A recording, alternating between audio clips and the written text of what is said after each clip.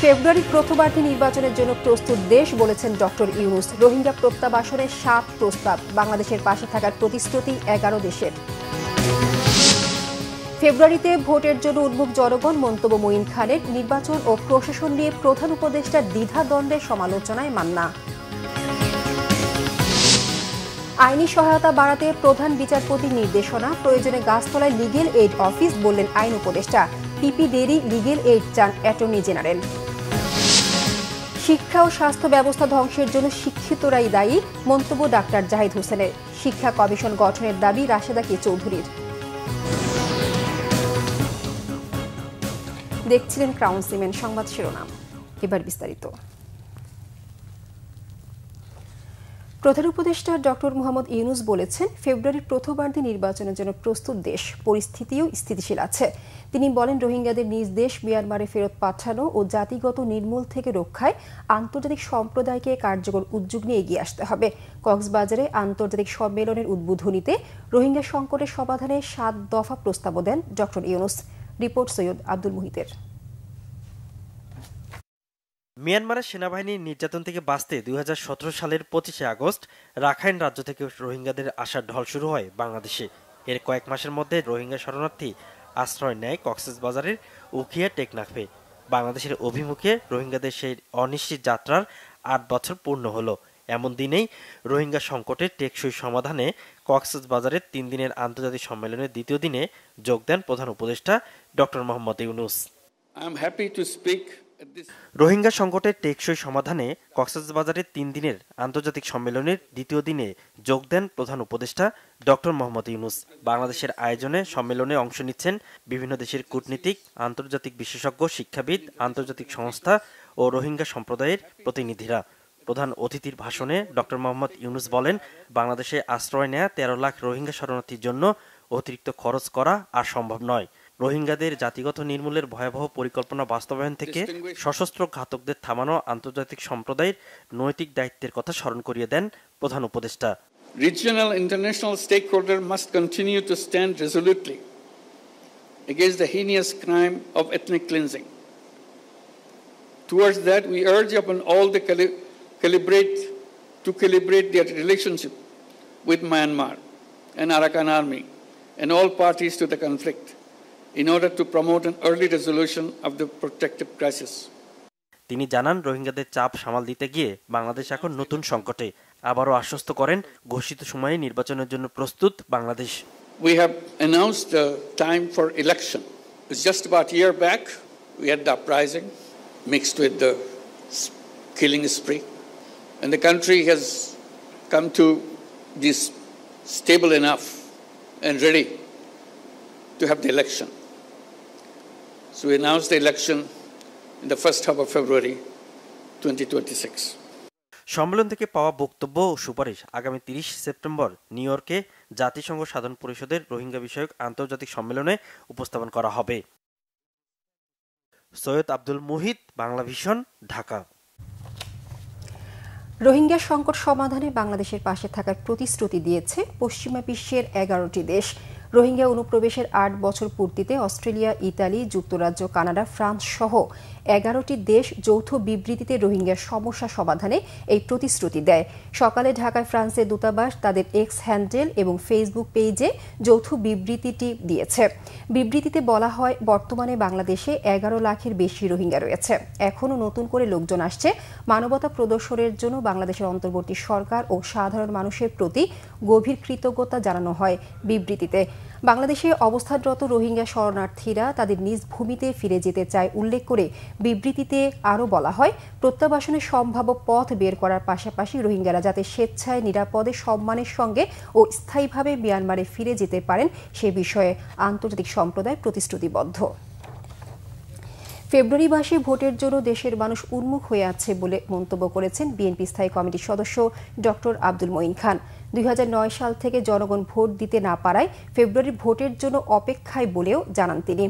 জাতীয়তাবাদী মুক্তিযোদ্ধা দলের 33তম প্রতিষ্ঠা বার্ষিকী উপলক্ষে সোমবার বিএনপির প্রতিষ্ঠাতা শহীদ রাষ্ট্রপতি জিয়াউর রহমানের মাজারে ফুল দিয়ে শ্রদ্ধা জানান নেতা কর্মীরা। ডক্টর আব্দুল মঈন খান জানান, আগামী দিনে একটি সুষ্ঠু নির্বাচনের মাধ্যমে বাংলাদেশের গণতন্ত্র পুনঃপ্রতিষ্ঠিত হবে। গণতন্ত্র ও দরিদ্র মানুষের অর্থনৈতিক মুক্তির জন্য কাজ করে যাচ্ছে বিএনপি। তিনি বলেন, চিরস্থায়ী বন্দোবস্ত নয়, গণতন্ত্রকে প্রাতিষ্ঠানিক রূপ দেওয়ার জন্যই বিএনপির কর্মসূচি। একটি সুষ্ঠু নিরপেক্ষ ভোটের মাধ্যমে কেবল বাংলাদেশের মানুষ তারা গণতন্ত্র ফিরে পেতে পারে। তারা তাদের ইচ্ছামতো ৩০০ প্রতিনিধি নির্বাচিত করবে এবং এটা বুঝতে হবে এই প্রতিনিধিরা কিন্তু কোনো চিরস্থায়ী বন্দোবস্তে আসতে পারবে না। তারা একটি নির্দিষ্ট সময়ের জন্য আসবে। তারা যদি ভালো কাজ করে, তারা যদি খারাপ কাজ করে, 5 বছর পরে তাদের আবার জনগণের কাছে পরীক্ষা দিতে হবে এবং সেই পরীক্ষায় উত্তীর্ণ হতে হবে। যদি তারা ভালো কাজ করে, হয়তো জনগণ তাদের আবার সেই ক্ষমতা তাদের দিতে পারে ভোটের মাধ্যমে। যদি তারা খারাপ কাজ করে, তাহলে জনগণ তাদের প্রত্যাখ্যান করবে পরবর্তী নির্বাচনে। নির্বাচনী প্রধান উপদেষ্টার দ্বিধাদ্বন্দ্বের সমালোচনা করেছেন নাগরিক ঐক্যের সভাপতি মাহমুদুর রহমান মান্না। বগুড়ায় জেলা পরিষদ মিলনায়তন অনুষ্ঠিত দলের কর্মী সভায় তিনি বলেন, অতীতে জিয়াউর রহমানের রাষ্ট্র পরিচালনার অভিজ্ঞতা ছিল না, কিন্তু তিনি ভালোভাবে রাষ্ট্র পরিচালনা করেছেন। এ সময় সাবেক কেয়ারটেকার সরকার প্রধান লতিফুর রহমানকে নিয়েও কথা বলেন তিনি। কর্মী সভায় জেলার 7টি উপজেলার নাগরিক ঐক্যের নতুন কমিটি ঘোষণা করা হয়। অনুষ্ঠানে সভাপতিত্ব করেন রাজিয়া সুলতানা ইভা। একজন লোক ছিল লতিফুর রহমান, কেয়ারটেকার সরকারের প্রধান হয়েছিলেন 3 মাসের মধ্যে। উনি 6টার সময় শপথ নিয়েছেন, 9টার সময় 23 জন বড় সচিবকে বদলি করে দিয়েছেন। সচিবগুলোর মাথা খারাপ বলে, বাবা এই লোক 3 ঘন্টার মধ্যে এত কঠিন সিদ্ধান্ত নিল, 3 মাস যদি থাকে তাহলে না জেনে কত কি করবে। অর্থাৎ সবাই দৌড়ির মতো সোজা। কিন্তু এই সরকার প্রশাসনকে অত ভালো করতে পারেনি। ইউনূস সাহেব বা তার সরকার ওরা এনজিও খুব ভালো চালাতে পারে, সরকার চালাতে জানে না। সুপ্রিম কোর্টের হাইকোর্ট বিভাগে একসঙ্গে 25 বিচারপতি নিয়োগ দিয়েছেন রাষ্ট্রপতি। নিয়োগপ্রাপ্ত বিচারকরা হলেন সুপ্রিম কোর্টের আইনজীবী মোহাম্মদ আনোয়ারুল ইসলাম শাহীন, আইন ও বিচার বিভাগের অতিরিক্ত সচিব মোহাম্মদ সাইফুল ইসলাম, চট্টগ্রামের জেলা ও দায়রা জজ মোহাম্মদ নুরুল ইসলাম, আইন ও বিচার বিভাগের সচিব শেখ আবু তাহের, সুপ্রিম কোর্টের registrar general Aziz Ahmed Bhuiyan, supreme কোর্টের আইনজীবী রাজিউদ্দিন আহমেদ ও ফয়সাল হাসান আরিফ, আইন ও বিচার বিভাগের যুগ্ম সচিব এস.এম. সাইফুল ইসলাম, সুপ্রিম কোর্টের আইনজীবী মোহাম্মদ আসিফ হাসান ও মোহাম্মদ জিয়াউল হক, ডেপুটি অ্যাটর্নি জেনারেল দিহিদার মাসুম কবির, হবিগঞ্জের জেলা ও দায়রা জজ jasmine Ara Begum, Bangladesh judicial service কমিশনের সচিব মুরাদ এ বাউলা সোহেল, ঢাকা মহানগর দায়রা জজ মোহাম্মদ জাকির হোসেন, সলিসিটর সিডিওর জেলা জজ Mohammad Rafizul Islam, deputy attorney general Mohammad Manzur Alam, Mohammad Lutfur Rahman ও রেজাউল করিম, সুপ্রিম কোর্টের আইনজীবী Fatema Anwar, deputy attorney general Mahmud Hasan, supreme কোর্টের আইনজীবী Abdur Rahman, Syed Hasan Zubair, deputy attorney general AFM. Saiful Karim, supreme কোর্টের আইনজীবী উর্মি রহমান এবং deputy attorney general SM. Iftekhar Uddin Mahmud. প্রধান বিচারপতি ডক্টর সৈয়দ রেফাত আহমেদ বলেছেন, অর্থনৈতিকভাবে অসমর্থ ব্যক্তিদের আইনগত সহায়তা দিতে লিগেল এইডের আইনজীবীদের নির্দেশনা দেওয়া হয়েছে। আর আইন উপদেষ্টা ডক্টর আসিফ নজরুল বলেছেন, আগামী 6 মাসের মধ্যে প্রত্যেকটি জেলায় লিগেল এইড অফিস করা হবে। স্থাপনা না পেলে গাছের তলায় হলেও অফিস হবে। অন্যদিকে অ্যাটর্নি জেনারেল আসাদুজ্জামান বলেছেন, একজন পাবলিক প্রসিকিউটর মাসে যে বেতন পান তাতে লিগেল এইড দেয়া তো দূরের কথা, তাদেরই লিগেল এইড প্রয়োজন। মুহিবুল্লাহ মুহিবের রিপোর্টে বিস্তারিত। রাজধানীর একটি হোটেলে বিকল্প বিরোধ নিষ্পত্তি বা এডিআর বিষয়ক জাতীয় সম্মেলনে বক্তব্য রাখেন প্রধান বিচারপতি সৈয়দ রেফাত আহমেদ। তিনি বলেন, কারো আইনজীবী নিয়োগের সামর্থ্য না থাকলে আদালতে উপস্থিত ব্যক্তিদের লিগ্যাল এইড থেকে বিনা খরচে আইনি সেবা নিতে পারবেন। আদালতে উপস্থিত আসামিদের আইনগত সহায়তা প্রদান নিশ্চিত করার লক্ষ্যে আদালতে উপস্থিত আসামিদের পক্ষে আইনজীবী নিযুক্ত না থাকলে লিগ্যাল এইডের আইনজীবী প্যানেল থেকে আইনজীবী নিয়োগ করার জন্য বাংলাদেশের মাননীয় প্রধান বিচারপতি মহোদয় নির্দেশনা প্রদান করেছেন। এমত অবস্থায় যদি কোনো আসামি উদ্ভূত বিশেষ কোনো পরিস্থিতির কারণে আইনজীবী নিযুক্ত করতে না পারেন, তাহলে তাকে অসমর্থ ব্যক্তি হিসেবে চিহ্নিত ক্রমে লিগ্যাল এইডের আইনজীবী প্যানেল থেকে আইনজীবী নিয়োগ করার মাধ্যমে আইনগত সহায়তা প্রদানে প্রয়োজনীয় ব্যবস্থা গ্রহণের জন্য নির্দেশক্রমে অনুরোধ করা হলো। এ সময় আইন উপদেষ্টা ডক্টর আসিফ নজরুল বলেন, প্রতিটি জেলায় লিগ্যাল এইডকে কার্যকর করা গেলে মামলা জট অনেকাংশে কমানো সম্ভব। কিন্তু আমার তো মিনিমাম একটা বিল্ডিং তো লাগবে, আমার তো মিনিমাম একটা স্পেস লাগবে। যাই হোক, আমরা সেগুলো সলিউশন করার চেষ্টা করছি। যদি বিল্ডিংও না পাই, 6 মাস সময় আছে। আমরা যে ন্যায় কুঞ্জ আছে না, সেখানে হলেও লিগ্যাল এইড করবো। আমরা বসে থাকবো না, আমরা কোনো প্রজেক্টের জন্য বসে থাকবো না। আমরা যদি এই সরকারে আমার যারা কলিগ আছে বা আমাদের যারা ইন্টারন্যাশনাল ডোনার পার্টনার আছে, আমরা 1 টাকাও যদি না পাই, আমি 6 মাস আছি, এই 6 মাসের মধ্যে প্রত্যেকটা জেলায় লিগ্যাল এইড আমরা করে যাব। বিচার বিভাগ ও লিগ্যাল এইডের জন্য অর্থ বরাদ্দ বাড়ানোর দাবি জানান অ্যাটর্নি জেনারেল আসাদুজ্জামান। বাংলাদেশের মেরুদণ্ড সোজা করে দাঁড়ানোর জন্য বিচার বিভাগের স্বাধীনতা, বিচার বিভাগের অর্থনৈতিক স্বাধীনতা, বিচার বিভাগের দৈন্যতা কাটানোর জন্য আপনাদের অপরিসীম ভূমিকা রাখতে হবে। আপনারা যদি এই সময় না করে যান, রাজনৈতিক সরকার আমলাতন্ত্রের কাছে বন্দী হবে। রাজনৈতিক সরকার অনেক রকম হিসাব নিকাশ থাকে। আপনারা যেভাবেই হোক এমন একটি প্রথা চালু করে যান বিচার বিভাগের জন্য, যাতে 15,000 কোটি টাকা থেকে আমরা 7,500 কোটি টাকা নিতে পারি। প্রত্যেক আইনজীবীকে 10% মামলা লিগ্যাল এইড দেওয়া বাধ্যতামূলক করতে অধ্যাদেশ জারির পরামর্শ দেন attorney general. Muhibullah Muhib, Bangla Vision, Dhaka. সব প্যানেল থেকে প্রশাসনের বিরুদ্ধে পক্ষপাতিত্বের অভিযোগকে নিজেদের নিরপেক্ষতার প্রমাণ মনে করছে ডাকসু নির্বাচন কমিশন। প্রার্থীদের কারো কারো অভিযোগ, নির্বাচনী বিধি সবার উপর সমানভাবে প্রয়োগ করা হচ্ছে না। অভিযোগ নিরসনে নির্বাচন বিধি নিয়ে সকল ভিপি, জিএস ও এজিএস প্রার্থীর সাথে মঙ্গলবার বৈঠকে বসবে নির্বাচন কমিশন। নাবিল জাহাঙ্গীরের রিপোর্ট। ঢাকা বিশ্ববিদ্যালয় কেন্দ্রীয় ছাত্র সংসদ ডাকসু নির্বাচনে চূড়ান্ত প্রার্থী তালিকা ঘোষণা হবে মঙ্গলবার। সেদিন থেকেই আনুষ্ঠানিক প্রচারে নামতে পারবেন প্রার্থীরা। তবে গত কয়েকদিন ধরেই ক্যাম্পাসে নির্বাচনী আমেজ। নানা কৌশলে শিক্ষার্থীদের কাছে পৌঁছানোর চেষ্টা প্রার্থীদের। বিশেষ করে যে শিক্ষার্থীরা তাদের অনেক প্রতিবন্ধকতার মুখোমুখি হতে হচ্ছে। দলীয় আধিপত্য, দলীয় জবরদখল ও দলীয় সংঘাতমুক্ত ক্যাম্পাস চাই। ডাকসু যদি আমি ইলেকশনে জিততে পারি কিংবা সদস্যপদে আমি যদি জয়ী হই, আমার এই কাজটা আরও বেগবান হবে। নিরাপদ এবং নির্যাতনমুক্ত ক্যাম্পাস গড়ার যে স্বপ্ন আমি দেখি, সেটা আমি আরও ভালোভাবে বাস্তবায়ন করতে পারবো। নির্বাচনে লেভেল প্লেইং ফিল্ড নিয়ে প্রশ্ন রয়েছে অধিকাংশ প্রার্থীর। প্রশাসনের বিরুদ্ধে পক্ষপাতিত্ব আর একে অন্যের বিরুদ্ধে অভিযোগ তুলছেন অপপ্রচার আর নির্বাচনী বিধিভঙ্গের। আজকে এখনো আপনারা টিএসসিতে যান, গিয়ে দেখেন সেখানে জাতীয়তাবাদী ছাত্রদল, গণতান্ত্রিক ছাত্র সংসদ সহ অনেকেরই ফেস্টুন সেখানে এখন আছে। তাহলে আমরা করতে পারবো না, অন্যরা করতে পারতেছে। অন্যরা যদি করতে পারে তাহলে স্যার কেন আমাদেরকে অনুমতি দিল না? আমাদের যারা প্রতিপক্ষ আছে, আমাদের যারা বন্ধুপ্রতিম আছে, তারা ক্রমাগত সাইবার বুলিং করছে, ক্রমাগত মিথ্যা প্রবন্ধ করছে, ক্রমাগত সে আগের মতো করে বিষাদগার করছে। তো এই যে ডাকসু নির্বাচন উপলক্ষে একটা আমেজ বিরাজ করছে, শিক্ষার্থীরা যে নতুন নতুন চিন্তাগুলো শুনতে চায়, সেই চিন্তাগুলো না দিয়ে আপনারা যে সে পিছনে চলে যাচ্ছেন, এর মাধ্যমে শিক্ষার্থীরা আপনাদের প্রতি নেতিবাচক মনোভাব তৈরি হচ্ছে। যারা মুক্তিযুদ্ধকে হেয় করার চেষ্টা করে গেছে বারংবার 5 আগস্ট পরবর্তী সময়ে, তাদেরকে নির্বাচন প্রক্রিয়াতে এন্ট্রি এবং সুযোগ দিয়ে ঢাকা বিশ্ববিদ্যালয় প্রশাসন শুরুতেই তাদের পক্ষপাতিত্ব করেছে। যদি আপনারা বলেন যে পক্ষপাতিত্বের কথা আমাদের এগেনস্টে, এফএইচ হলের যে এজিএস প্রার্থী শাফি, সে তোফাজ্জল হত্যা মামলার আসামি। এজিএস রাকিবুল রিয়াদ, সে তোফাজ্জল হত্যা মামলার আসামি। জিএস এনামুল হাসান, ছাত্র দলের ওপর 2022 সালে ক্যাম্পাসে যে হামলা হয়েছিল, সে হামলায় সে জড়িত ছিল, সুতরাং এবং ছাত্রলীগের পোস্টেড ছিল।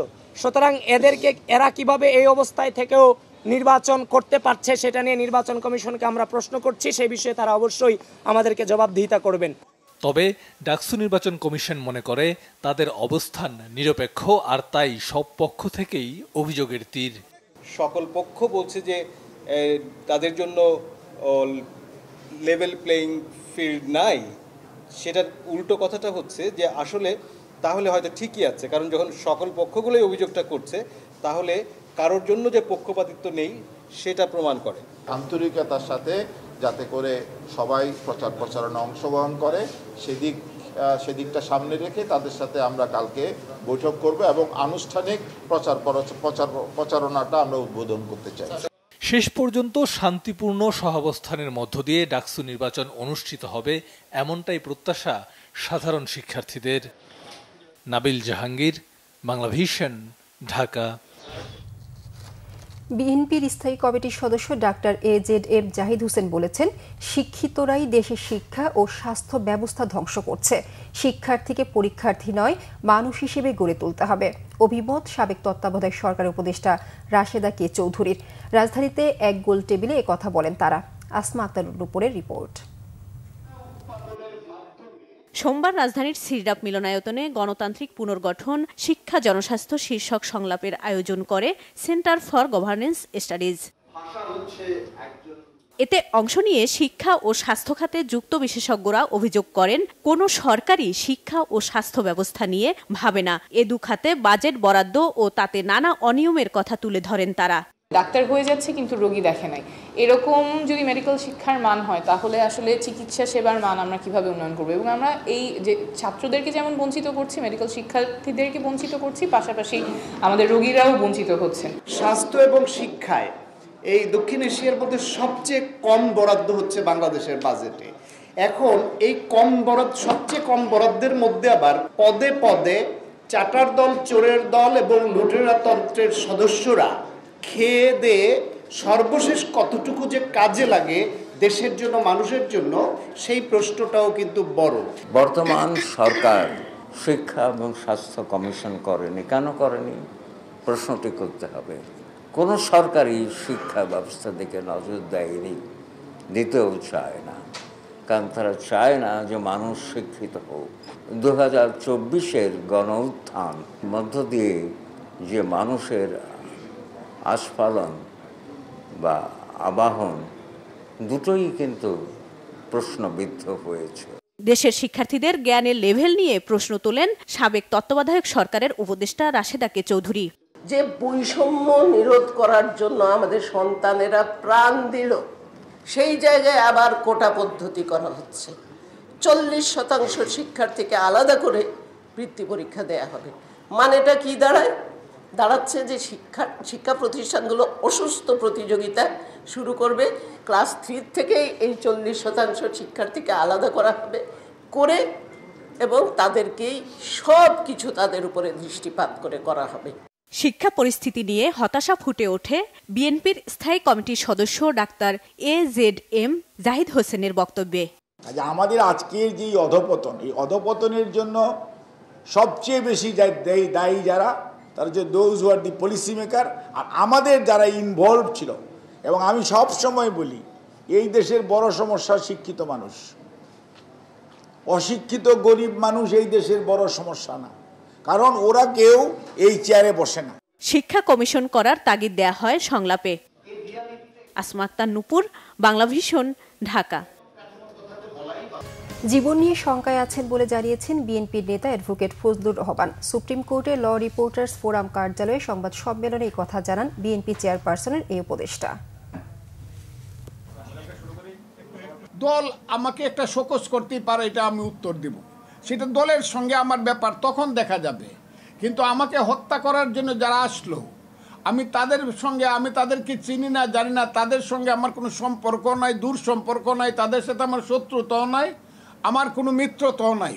কিন্তু এই যে মব একটা সিচুয়েশন সৃষ্টি হয়ে আমাকে যে হত্যা করার জন্য বা আমার ছেলে মেয়েদেরকে সর্বনাশ করার জন্য, আমার পরিবারকে সর্বনাশ করার জন্য আমি একটা ভাড়া বাসায় থাকি, এর মধ্য দিয়ে আমার কাছে মনে হচ্ছে যে এই দেশে কি আমার বাঁচার অধিকার আছে কি নাই, এটা জনগণকে জানানো উচিত।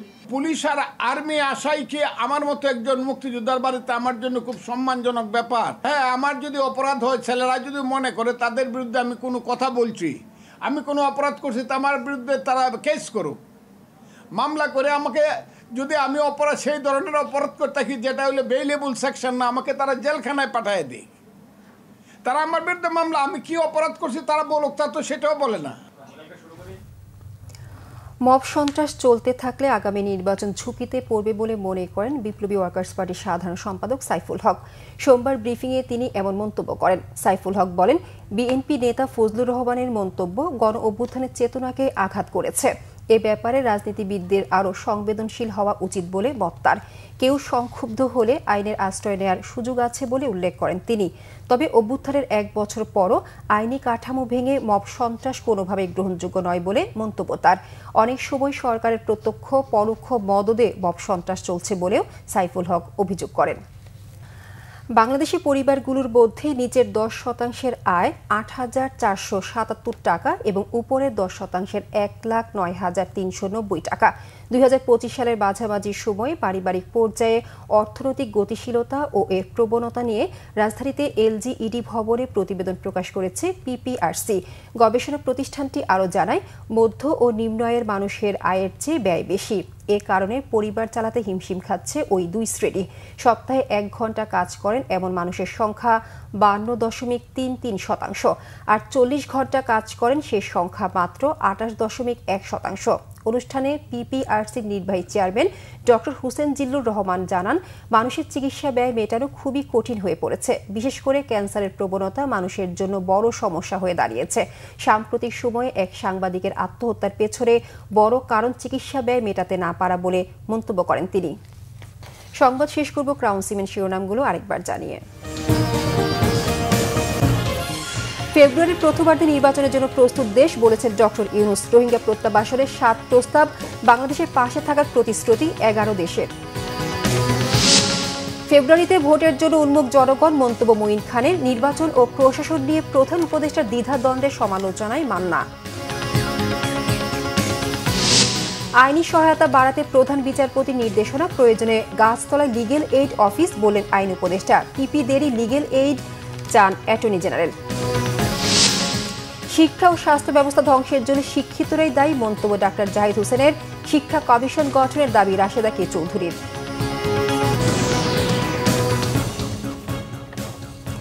এই ছিল এখনকার মতো। পরের সংবাদ সকাল 10টায়, এর আগে 9টায় রয়েছে নিউজ টপ 10 দেখার আমন্ত্রণ রইল। এতক্ষণ সঙ্গে থাকার জন্য ধন্যবাদ।